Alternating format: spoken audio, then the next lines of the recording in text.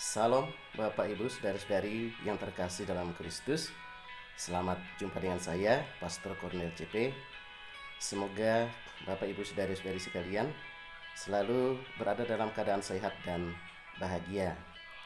Tema renungan kita kali ini adalah pertobatan sebagai syarat mutlak untuk menyambut kedatangan Kristus. Bahan renungan diambil dari Injil Markus bab 1 ayat 1 sampai dengan 8. Pada minggu ini kita masuki masa liturgi Minggu Advent yang kedua. Dalam sabda Injil kita mendengarkan Yohanes Pembaptis mengajak orang banyak supaya bertobat.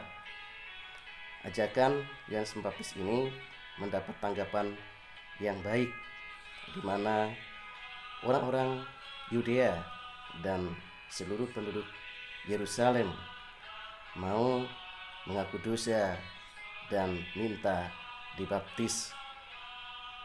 Sesudah melaksanakan pembaptisan di Sungai Yordan, kemudian Yohanes Pembaptis mengatakan bahwa sesudah dia akan datang Mesias yang akan membaptis dengan Roh Kudus. Bapak Ibu, saudara-saudari yang terkasih dalam Kristus, bertobat merupakan syarat mutlak untuk menyambut kedatangan Mesias itu. Dan bertobat berarti kita meninggalkan manusia lama kita yang berbuat jahat dan berdosa di hadapan Tuhan dan sesama, kemudian menggantinya dengan hidup yang baru, yaitu hidup yang baik dan kudus di hadapan Allah. Pertobatan itu dapat kita lakukan melalui dua langkah. Langkah yang pertama adalah kita diajak untuk menyesali dosa-dosa kita, dan langkah yang kedua adalah kita mengubah perilaku kita. Dalam langkah yang pertama, kita diajak untuk memeriksa hidup kita, meneliti kehidupan kita, menelusuri kehidupan kita, dan kita akan menyadari bahwa di dalam perjalanan hidup kita ada kesalahan dan dosa yang telah kita perbuat. Kemudian kita diajak untuk menyesali dosa dan kesalahan kita itu. Kemudian kita berusaha untuk senantiasa menyelaraskan kehidupan kita sesuai dengan kehendak Allah. Kita mengubah hidup kita yang ada dosa dan kejahatannya itu dengan berbuat baik kepada sesama kita.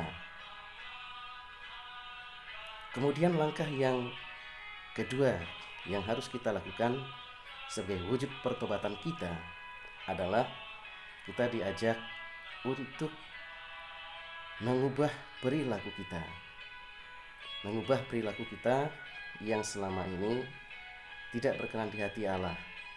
Ada dosa dan kelemahannya, maka kita ubah dengan perbuatan-perbuatan yang baik di hadapan Allah dan sesama, perbuatan-perbuatan yang baik dan kudus di hadapan Tuhan dan sesama kita.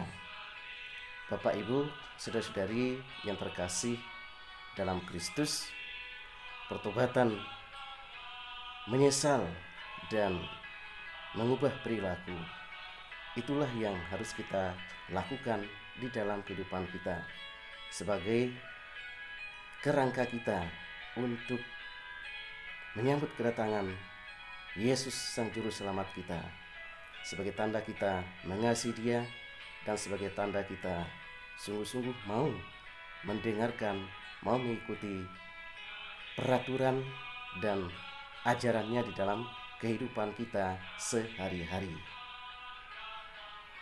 Bapak Ibu saudara-saudari yang terkasih dalam Kristus, kalau kita menghayati pertobatan kita melalui dua langkah ini, maka kehidupan beriman kita menghasilkan pertobatan yang sungguh-sungguh. Dan pertobatan yang sungguh-sungguh itu sendiri akan menghasilkan buah.